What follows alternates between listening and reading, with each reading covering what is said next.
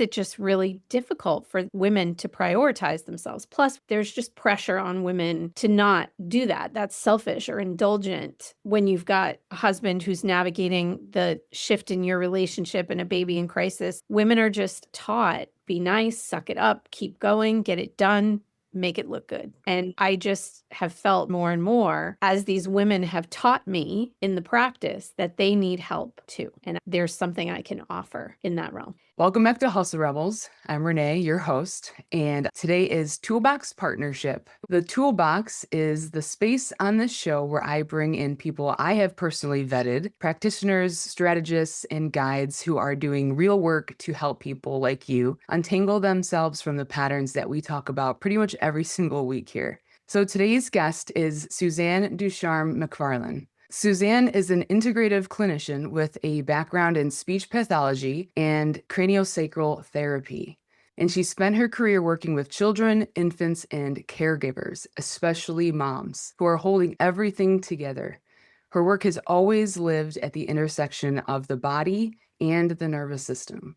More recently, Suzanne has been developing something new, a resource specifically for women and new moms navigating the impossible pressure of postpartum life, then returning to work, and the particular kind of burnout that happens when you're pouring out everything that you have while quietly ignoring every signal that your body is sending to you. She believes, and I agree, that the nervous system doesn't lie, and that tuning back into the body is the most radical counter-cultural thing that you can do in a world that keeps telling you to push through.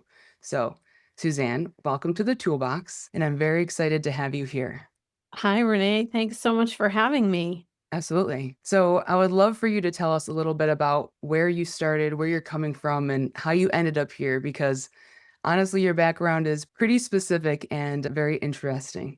I started out in 1994. I got my master's in speech pathology and went into my residency. So we do a 9-month residency.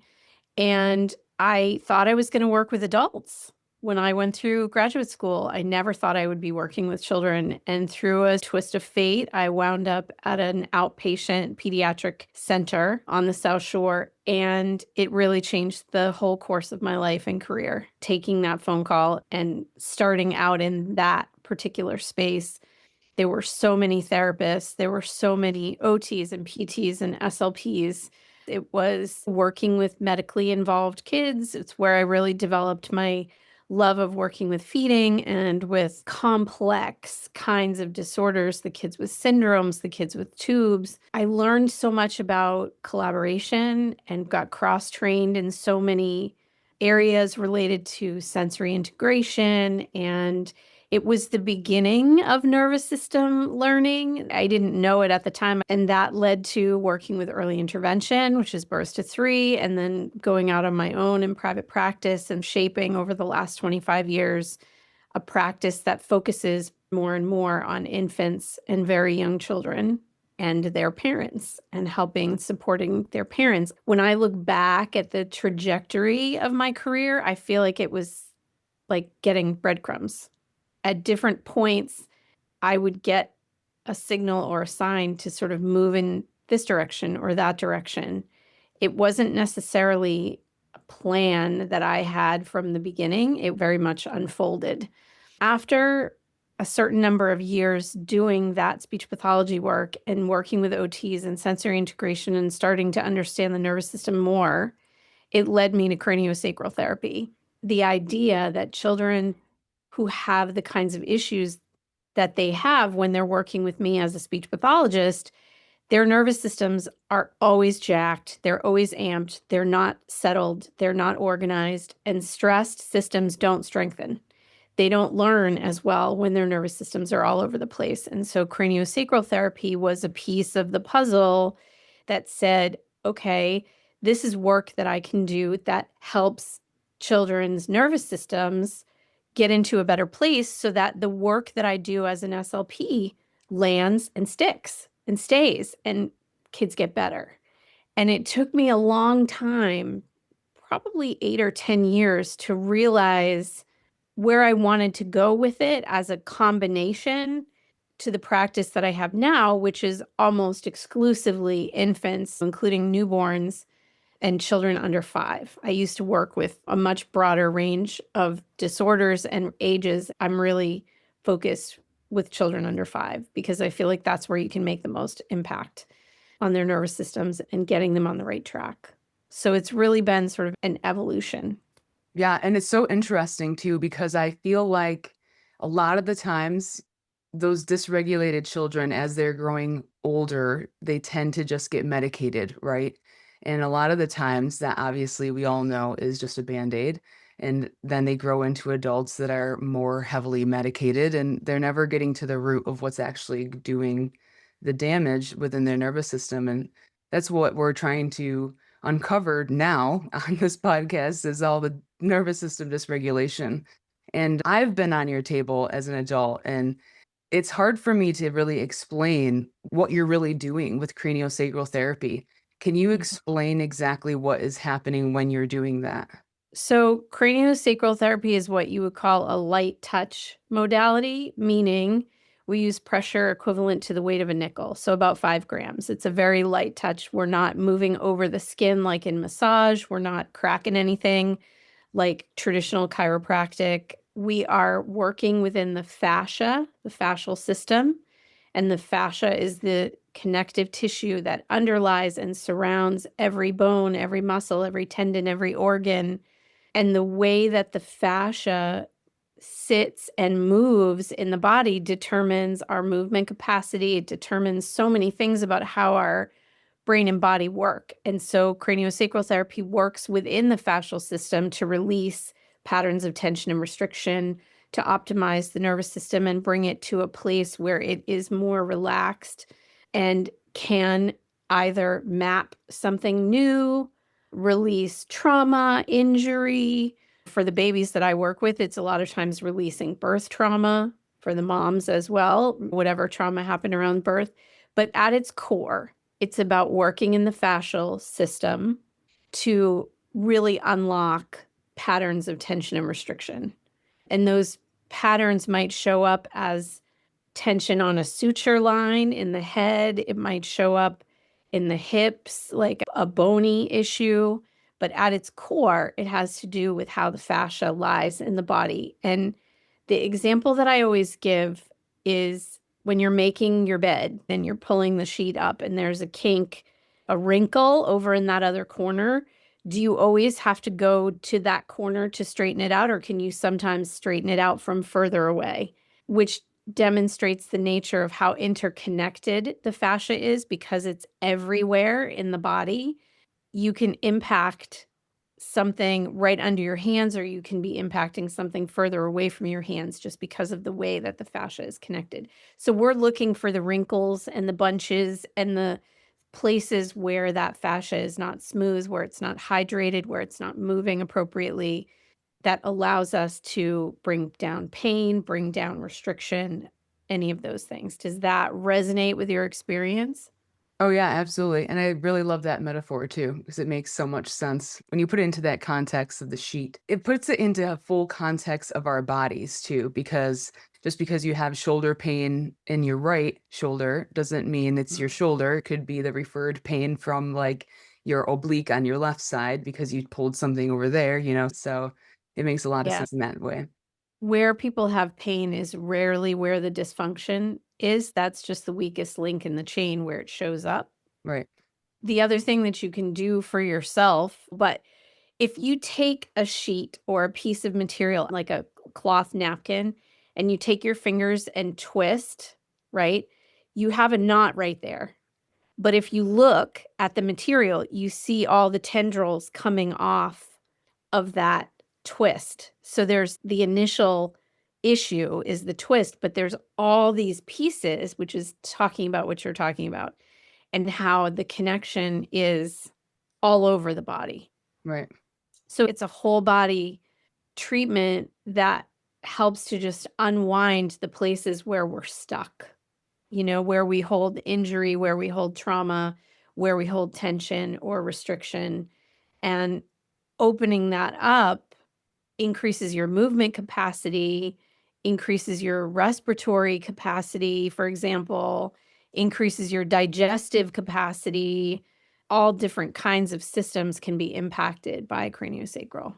We've had conversations before about how you work with infants and children, but you're also working with the moms too because it's interconnected. So Mhm. you work with these children and the infants and the caregivers every single day, but what is the thing that you keep seeing that makes you want to work specifically building something for the moms because of that interconnection with their children? I have a super skewed sample because all the babies that I see are babies in crisis of some sort, which translates to moms are in crisis too. And so many times I see moms come in, although more and more I see moms and dads coming in together, but more often than not, it's mom that I'm working with. And they're moving very quickly through a postpartum period where there is no focus on their physical or mental healing because the baby is in crisis. So not only are you dealing with typical newborn stuff, but you're dealing with a baby who can't soothe, a baby who's not eating well, a baby who's constipated and not pooping, they're not sleeping well. All the systems are off, which means that mom has even less bandwidth for healing her own stuff. And in a lot of the cases of the babies that I work with, there was some piece of birth trauma for both mom and baby. And I see women reaching for connection with their babies who are more difficult than a typical newborn because they're dysregulated, they're harder to connect with. A lot of times, the things that work for a baby that is full term and neurotypical don't work for a baby who's dysregulated. So, a lot of the things that we as adults sort of intuitively do for babies don't work, and the feelings of rejection that moms express a lot of the time about not being able to make those connections have really increased the work, even though it's peripheral to the work with the baby. It's critical because in order for the work that I'm doing with the baby to be successful, they have to be able to embed that within an attachment and a connection that's working 24/7, not just when they're in my office. So I see women moving through postpartum, navigating return to work, trying to connect with a baby who's having issues. There's lots of appointments, there's lots of professionals, everybody's giving their opinion. There's just a lot of noise and static. And it's, as I said earlier, stress systems don't strengthen. So now you have a mom, especially if she's a new mom, with a steep learning curve, right? How do I do this mom thing? And then it's not really working. And now I've got to go back to work. And there's been no time to think about my own physical healing. Do I have a diastasis recti? Do I have, migraines or hip pain or an epidural headache that never resolved? Like whatever it is on the physical level, plus the emotional stuff, plus the identity shifts, plus all the things and the hormone storm and everything else that makes it just really difficult for women to prioritize themselves. Plus, there's just pressure on women to not do that. That's selfish or indulgent when you've got a husband who's navigating the shift in your relationship and a baby in crisis. Women are just taught be nice, suck it up, keep going, get it done, make it look good. Right. And I just have felt more and more as these women have taught me in the practice that they need help too. And there's something I can offer in that realm. So that's Yeah. what brings me And realizing that the mom being dysregulated is affecting the infant and the children as well. the entire household. Yeah. I think in most cases, women are the hub of the home and they are the nervous system that everybody looks to. And women aren't necessarily taught what's going on with their hormones and why they feel physically the way that they feel after birth and how caring for their own nervous system benefits everybody, not just themselves. Yeah. I mean, I had to go through this whole journey of myself about burnout and losing my own identity, truly realizing what burnout is. Because a lot of us think that burnout is overproductivity, and then you just need to have rest or find more optimal ways of doing things, right? Or Mhm. you're mismanaging your time and you need to find a way to manage properly. When Mhm. I actually found out that burnout is basically you're not aligned with your life, right? You're really living a life that's misaligned. And a lot of the times, like with moms, with women in general, like what you were saying, we're putting everyone else in front of us and before us, Mhm. and we're carrying a lot of burdens. There's a lot of times, especially with moms, moms do have to carry a lot of burdens, but at the same time, we tend to overburden ourselves. So, one thing that you've mentioned before is how burnout isn't hardcoreness, right? We can't just push through burnout. It's a lot of muting who Mhm. we are. Do you want to say more about that? Yeah, I think that this is sort of a pattern of overall pressure on women. It's political, it's workforce, it's societal pressure, it's social media pressure, that it's somehow sexy to run on caffeine and sarcasm. And it's not. And I think we just keep going. And you know from your own experience that the body is forgiving until it's not. Right. The body and the nervous system keep going until they don't, until they just shut down, create a medical crisis. It can look different for different people, but I really think that there's this pressure, I see it all the time on women to entertain family members all the time who want to meet the new baby, people telling you how to mother. And there's a piece of this that I've seen over and over again. Women who become mothers are also playing out all of their issues around how they were parented. And even if they were well and in a loving and attached way, there's still stuff that comes up about how do I want to do this thing? For a lot of people, they weren't necessarily mothered in the way that they want to mother. And so that is another conflict that's running in the background of their system that doesn't often get voice, doesn't often get space to breathe and to be unpacked so that they can move into their motherhood with confidence and the way that they want to mother. And they're also dealing with a spouse who is either parenting the way they were parented or parenting in opposition to the way that they were parented, and they're often not on the same page. So there's all kinds of pressures in addition to the physical changes after birth. And I think that sometimes women just kind of go into shutdown, but on the surface, that looks like holding it all together. They're moving through the motions, they're getting shit done, they're the master of their to-do list, but they're exhausted and they're not present in their own lives. And that's what I was saying about being muted. I can certainly talk about my own experiences of those times when I felt those dips, that it literally felt like my volume was down. I wasn't checked in to anything joyful or fun or pleasant because it was just about getting through to the next time that I could lay down and sleep, if I could sleep.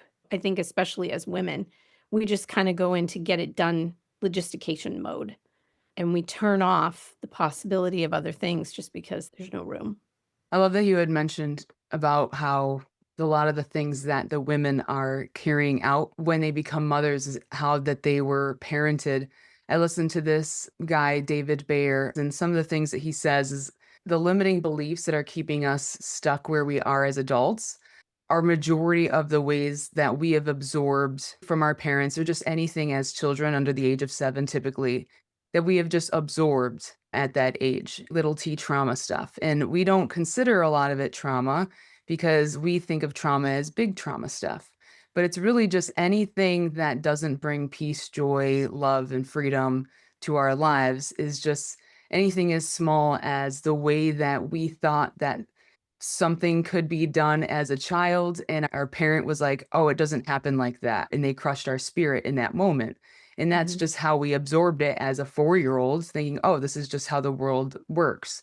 So the mhm. next time something happens like that, we get discouraged because someone told us we can't do that. And now we're all of a sudden telling ourselves we're not good at X, Y, and Z. I just wanna say this isn't about dissing on anybody's parent or the way that they were raised. We all have all of those things in our history. It's about Acknowledging where we are limiting ourselves and that we can make a different choice Right. to decide whether we want to still carry that or leave it. Yeah. These are the arcs of being human, deciding, especially as an adult, what you want to keep and what you want to jettison. Well, I think the most important thing is that that's just what happens when you're young. Your parents are doing the best they can Mhm. as an adult. And sometimes it just doesn't translate because we are sponges as children. Your eyes are wide open and you don't know any better. And also, you might not absorb it in the way that it was intended, right? We even do that as adults now. We're always going to perceive something different than the person next to us because of our own filters. So, as a child, someone could say a sarcastic comment that's funny to another adult, but the child could easily absorb it as something serious because they just don't know any better. So it's interesting how we just absorb things as children that just becomes truth to them as an adult. But it's really interesting. You talk about this dual pressure of achieving and hustling and being like a perfect mom. What does that actually do to the nervous system of these moms? And what are we not seeing as women? Well, I think those kinds of pressures, whether they're driven internally or externally, and in most cases it's both, I think they sort of turn the nervous system into a pressure cooker and amp up the tension in the body. The more tense and anxious you are, the less you sleep, the less you sleep. It's like all of those circular patterns that happen that just continue to degrade the system. And it's also that we know that the nervous system is responding to the physical environment, like whatever your neurochemistry is, that would be the hormone piece, and what you're physically seeing. But it's also that your nervous system is responding to perceived threats. Your mind's eye doesn't know the difference between what you're seeing with your physical eye on the outside and what you're seeing with your mind's eye, which is why visualization can be so powerful as a tool to move you forward, but it can also keep you stuck in fight or flight or shutdown. And so over time, I think that those changes in the nervous system and your set point, like you were talking about the reticular activating system, which is sort of the warehouse that all the information gets relayed through to determine the response that we're going to make to our world. I think over time, you just end up living in that really jacked up place, and it becomes the lens through which you see everything. So everything becomes a threat. Everything becomes a big deal. Everything becomes a burden, a problem. And I think resilience goes down. And what I'm always teaching parents about babies is that they're going to get upset. They're going to cry. They're going to scream. They're going to have big emotions. But what's critical is being able to recognize and co regulate and give them resilience to come back down and recover to a better place. And that applies for when they're a baby, when they're 2, when they're 5, when they're 15, when they're 25, when they're adults. You're training the nervous system to be more resilient. And I feel like over time, as we exhaust the resources and we don't replenish them, we get closer and closer to the point where the body creates some sort of medical crisis or physical crisis that forces a hard reset instead of taking the opportunities that present themselves for the softer resets that allow resilience to come back in. Yeah, it's like the false sense of resilience. We think that we're building up resilience for our nervous system by pushing through, when in reality, it's just crashing our system. And I do think about, like, as a paramedic working with children, we were always taught that they compensate really well until they don't. And then it's scary when they're decompensating because then they can go down really fast. And I feel Yeah. like our nervous systems are very similar. I feel like I see women all the time who are just one cry away. And when those tears come up in my office, they always apologize. Sorry, I'm crying. And they always take like 5 seconds and then they like suck it back up, put it somewhere like in the tissue, you know? Yeah. I'm always encouraging them to like vent it, get it out. You're in a space where that's completely allowed. And honestly, when that happens, most of the time the baby will exhale and go, "Thank God you're finally letting some of that stuff go." because babies try to hold all of it for us. They reflect all of our stuff, and they're always trying to hold for us. Even though they're infants, their emotional savvy is beyond what you would think. Yeah. Oftentimes, I've seen several situations where babies would not do anything but a contact nap, so they won't sleep during the day unless they're on the mother, and sometimes that's because they want you to stop. They want you to put your phone down. They don't want you to go empty the dishwasher and try to do 15 things while they're napping because they know that you need rest too. And so they will create a situation where they can only settle if they're skin to skin. And it's because they're creating that opportunity that you won't give yourself. Yeah. And so that's an example Interesting. of something we can uncover about how a baby is communicating and how you can reframe. It's not that they're driving me crazy and they won't do anything but a contact nap. They're giving me a gift.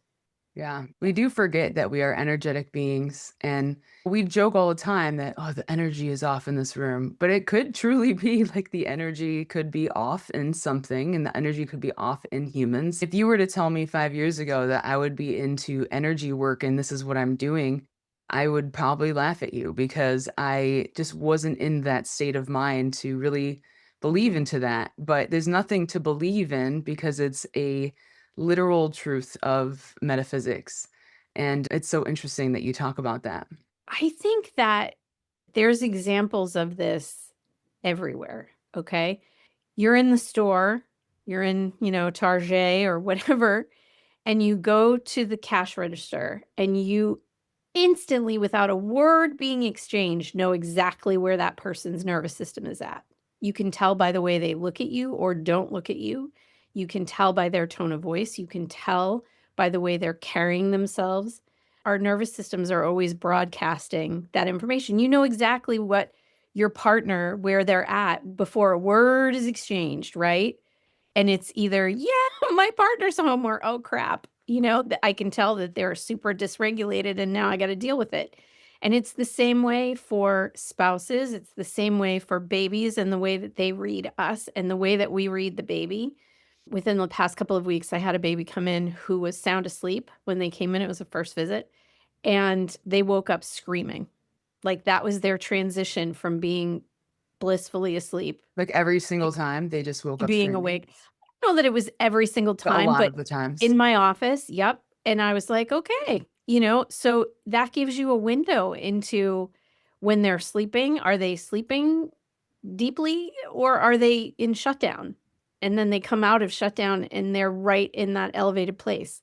So when you said, like, the whole idea of energy and whatever, it's really you can boil it down to personal dynamics and how people present themselves.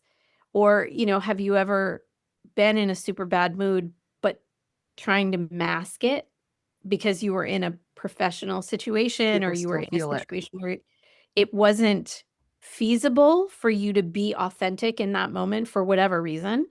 And we are communicating our "how am I doings" all the time Yeah.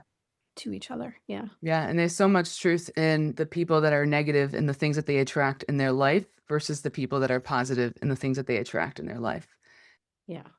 Yeah. It does blow my mind too because I'm also a very scientific person. The more I even look into it because I needed to prove to myself, a lot of the time, mostly it's because society has told us you're crazy. Oh, well, I did feel that with the cashier, but no, I'm crazy. I didn't feel that. That's insane. My brain is making that up. So then you Mhm. convince yourself that that didn't actually happen. So Mhm. you kind of bury that deep. But as I'm getting more into this and just training myself to look for real prime examples and evidence of things to prove things, it's just like Nikola Tesla has already proven back in the late 1800s that everything, even inanimate objects, have frequencies that they can give off and vibrations. So just Mhm. the fact that those things and that you can even create, that he had created a tool that can find the same frequency, give off that frequency back, and literally destroy that object, that's insane. Because just because you can't see that frequency, then you can destroy a building with that same frequency and Yeah. it's like demolished. I would bring it back to the nervous system and say that our nervous system is taking in millions and millions of pieces of data all the time, but only a select small percentage actually float their way up to consciousness. A lot of it gets filtered out by our nervous system, and each person's nervous system has different ability to do that. And a lot of times, one of the core issues with people who have ADHD or executive function difficulty is they don't screen, they don't filter. Everything comes in at the same level. So for those people, sitting in the movie theater and the person opening a butterscotch 8 rows back comes in just as loud in the ear as the movie in IMAX on the screen. And you can imagine how exhausting that can be and how difficult it is to find signal in noise to be able to focus. So we are getting all of these data points, other people's stuff coming at us all the time. And some people are very sensitive to that, and other people are not as sensitive to that. But those dynamics are definitely playing themselves out in homes and families and relationships for sure, Yeah. whether they're explicitly talked about or not, they're Yeah. playing out. It's funny that you mentioned that auditory thing because I thought that I was actually losing my hearing from the band and I'm just getting tinnitus. But as I was getting more stressed, I even took a little vacation when I was getting really stressed. I rented this Airstream up in New Hampshire. My tinnitus, which I thought it was so bad that I couldn't even sit in the middle of the mountains of New Hampshire because it was like ringing so bad. I ended up having to cancel the trip because I was like, I can't even sleep in this thing. I need noise. And I needed to have my 1-year thing for the fire department. I scored so high on the hearing test that I maxed out the hearing test. So it wasn't my hearing. I literally have more than perfect hearing because she couldn't go any lower. So then I realized that the more stressed I am, my auditory response becomes incredibly heightened. So I hear literally everything around me. And I noticed it mostly when I was in a brain spotting session during a recent training that when I was getting super stressed during the brain spotting session, I started to hear literally everyone's conversation. I thought people were talking incredibly loud, when in reality, everyone was very quiet, but my auditory response became super heightened. And it's really incredible how our bodies can just change like that.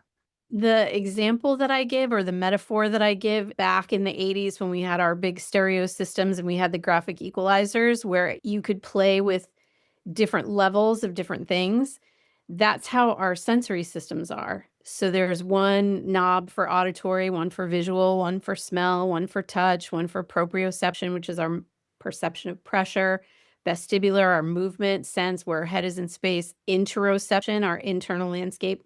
They each have a set point, and we are all different. Like for me, I'm super sensitive to smell. So something that seems very neutral to my husband can be so noxious for me that I can't breathe. I feel like my airway is closing. It's too much input. For you, your auditory system is really sensitive. Your threshold is really low. And that's a vulnerability for you that you can learn how to manage to mitigate the fact that that can also amp up your nervous system, because when that happens, it adds to the stress that you're already feeling. I want to talk about what you're building right now because I feel like it's super important to reach these moms, especially postpartum, and they're trying to get back into just a normal lifestyle. And there's so much right now that's coming out about how the hormones just live in a radical state after we have a baby. And it's not really taken seriously in many different ways. And especially a mom that's trying to get back into a normal life, but also handling a new, different type of life. So you have described it in a few different ways, but I want to hear more about it from you. So, in addition to the work that I already do as a craniosacral therapist, I've worked with several moms who've seen the results that happen with their baby and said, I want some of that, and have gotten on the table themselves to actually release birth trauma, put their pelvis back in place, get their sacrum to release, get better alignment and comfort in the body just because so many women are nursing and doing things that are very physically, metabolically demanding, they need their body to be in a good place. So that is always available. But what's happened for me over the last 3 to 6 months, I've worked with a number of families, a number of mom and dad pairs, and I've seen these same challenges getting louder in my awareness. And it led me to want to make something that was more specific and structured and supportive for their process. Coming from my understanding of the nervous system, coming from the input that I've gotten from moms over and over again about what the challenges are and watching their nervous systems change as I work with the baby, because as I said, they're so interconnected that working on one is working on the other. So it's led me to want to develop something that is a little bit more structured. And I'm doing a little bit of market research, and it feels like a combination of some education about hormones, or at least where to go to learn about those hormone changes to understand why do I feel the way that I feel. Some reflection pieces about identifying the challenges that are coming up. Is it identity shift? Is it mom guilt? Is it birth trauma? So sort of giving a voice to what are the issues that are happening for a particular woman, some specific nervous system things to try, whether it's breath, movement, rest, just some specific strategies that you can use.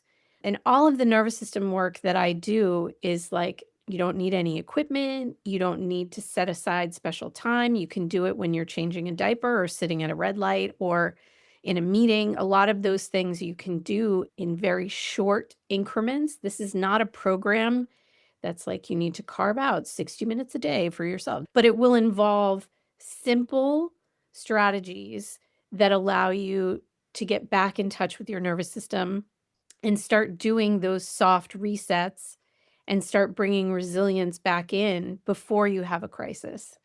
Things that can empower you to partner with your nervous system, to feel better, to be the best mom, the best wife, the best person that you are able to be. And also to recognize, is it possible that you need to activate some resources for yourself? Do you need to work with a postnatal therapist? Do you need mental health support? Do you need physical therapy to help put your body back together? Do you need a mom group? Like helping you identify where are the things that you can bring into your experience in addition to these little nuggets of things to help you. And then, of course, you always have the option to come in for one-on-one support, craniosacral therapy support. That's always available. And it's so great to be able to work with you one on one too, because your knowledge in all of this and your experience is the most vital aspect of everything. And being able to help these women navigate not only their bodies and their work with their children, but giving them a roadmap of what that looks like while staying engaged in their life, because you can't just step away, right?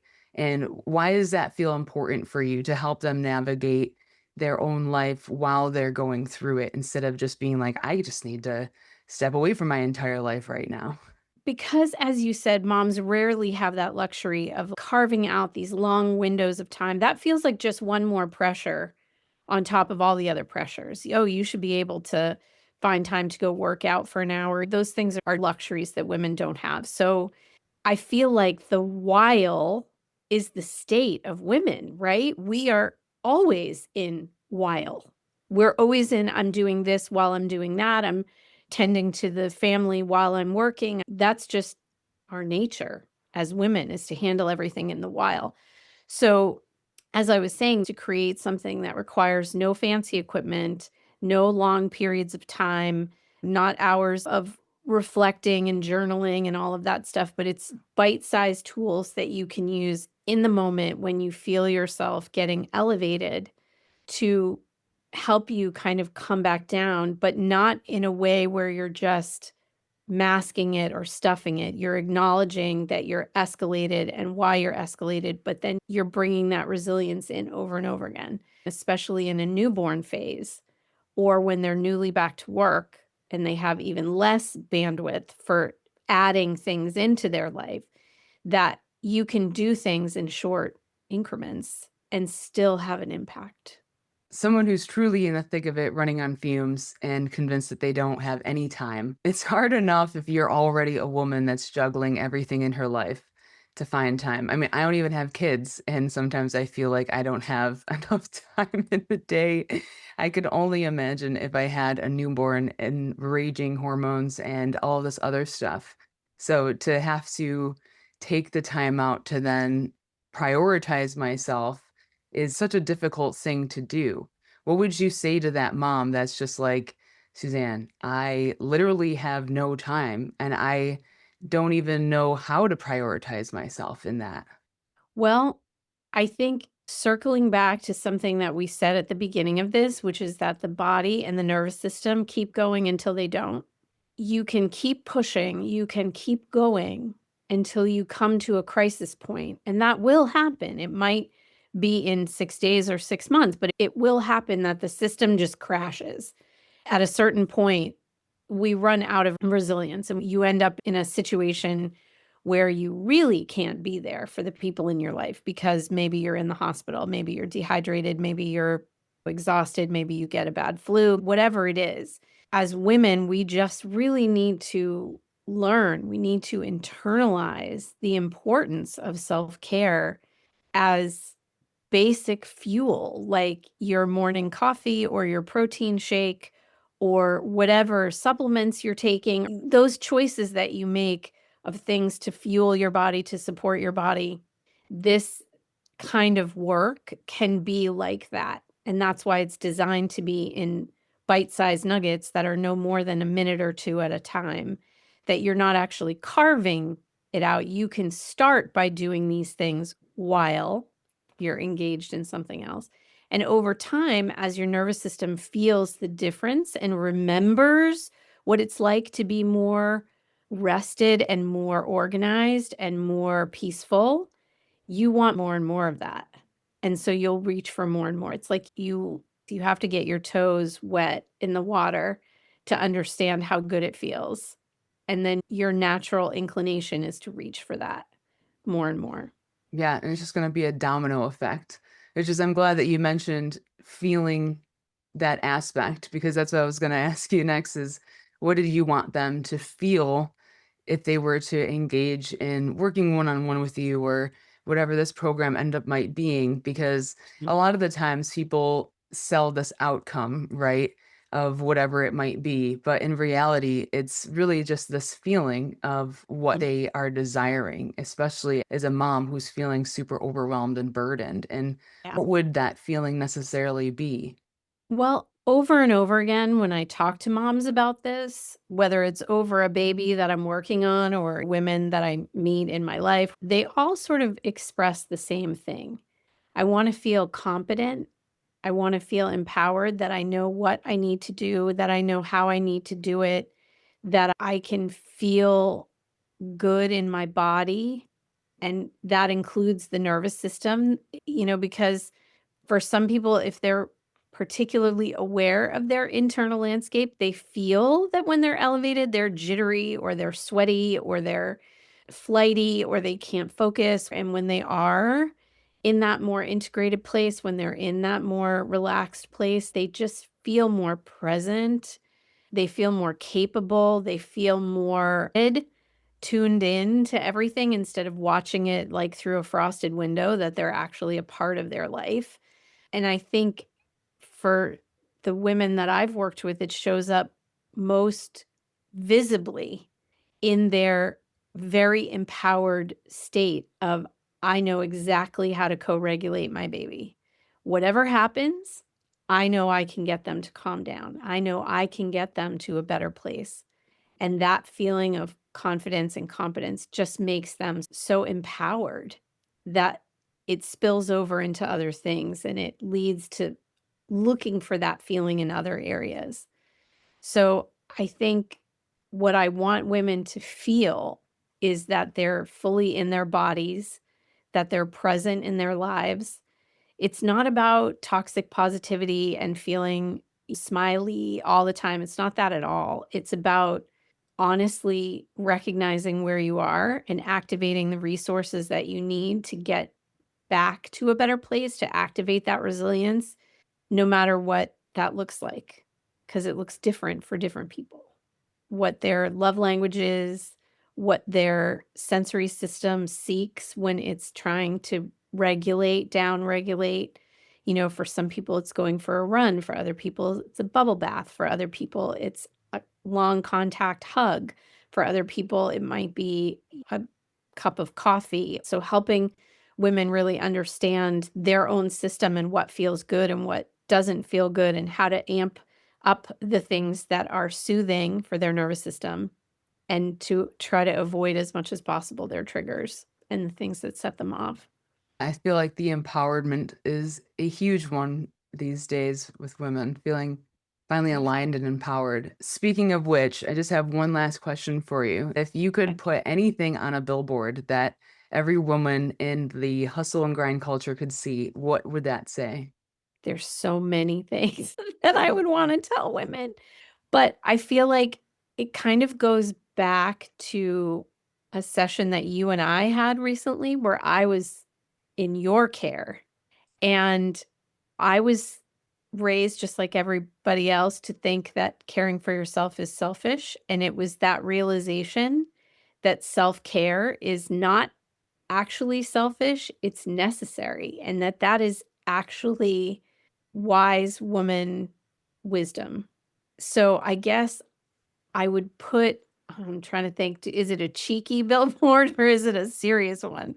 Whatever you You want it know, to be. A lot of it's us are like, cheeky, so yeah, put yourself first. Like, it's necessary. And it's not about putting yourself first in perpetuity, but it's about recognizing your role in regulating everyone around you, in your family especially, but in the workplace too. And that if you are not in an organized place, it's very hard to access any of your other skills or gifts. And so putting yourself first in those moments, moment to moment, is wisdom. And it's okay. yeah, Because once you're organized, you can go back to doing and being whatever you are to the people around you. But if you don't, it's a cascade in a direction that most women really don't want to go, toward a medical crisis or toward a shutdown. That's not really where we want to be. yeah. So, yeah, it's the little things. It's the whole airplane thing, right? You have to put the mask on yourself before you can help anyone else. You're no good to anyone if you're already fucked. That could be the billboard.